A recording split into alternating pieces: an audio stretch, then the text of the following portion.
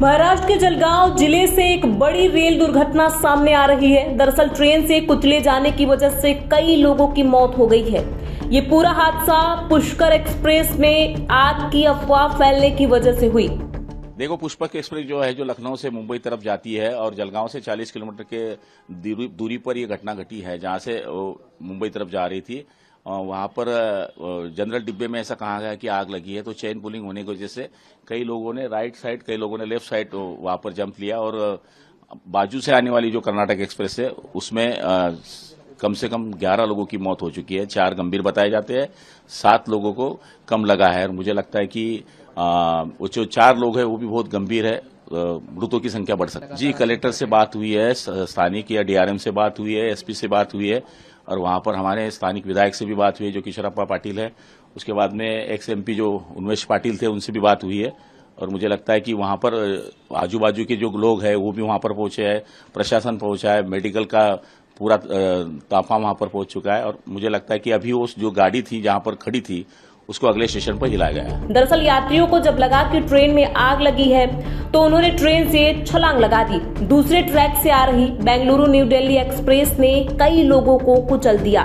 यह घटना परांडा स्टेशन पर हुई। पुष्कर ट्रेन उत्तर प्रदेश के लखनऊ से चलकर मुंबई को जा रही थी। इस हादसे में अब तक 11 यात्रियों की मौत हो चुकी है। जलगांव जिले में पाचोरा शहर के पास जो पुष्पक एक्सप्रेस के जो पैसेंजर्स का एक दुर्भाग्यपूर्ण आज हादसा हुआ है, जो कि कर्नाटका एक्सप्रेस से कुछ लोग कुचले गए।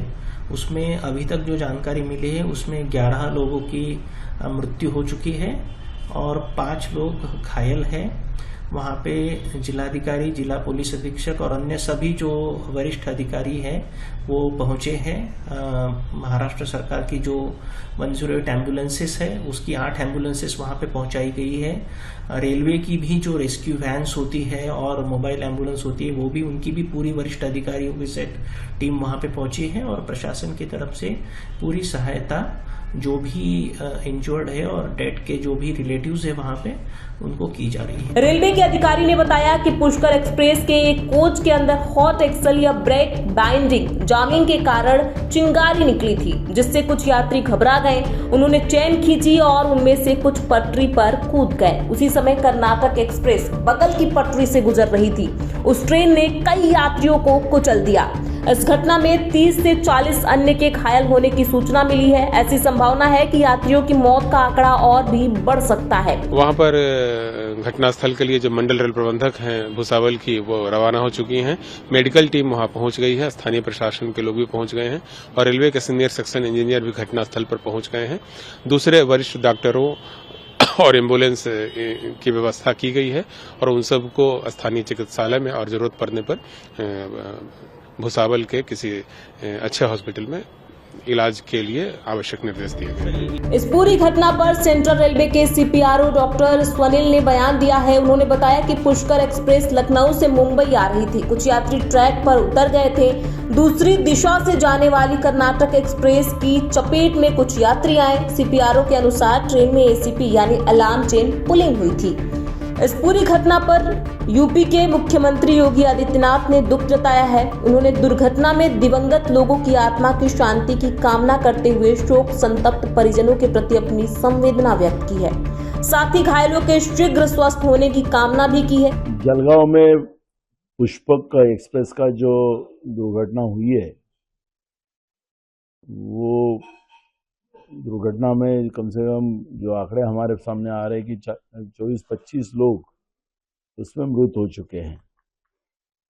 हाल ही में आप देख रहे हो कि मोदी जी की सरकार जब से आई है देश में, तब से रेलवे के एक्सीडेंट बड़े पैमाने में बढ़ते जा रहे हैं और ये लगातार होते जा रहे हैं।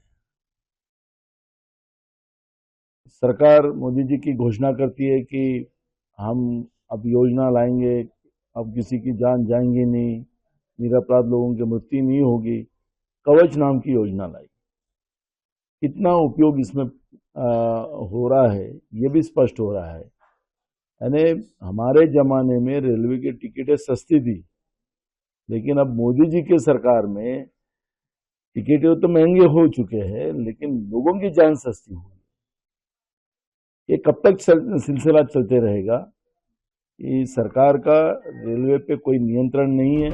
आपको बता दें, इस पूरी घटना को लेकर कुछ यात्रियों का कहना है, कुछ लोगों का कहना है कि ट्रेन के कोच के नीचे कुछ धुआं देखा था, जिसके बाद से आग लगने की अफवाह फैली थी।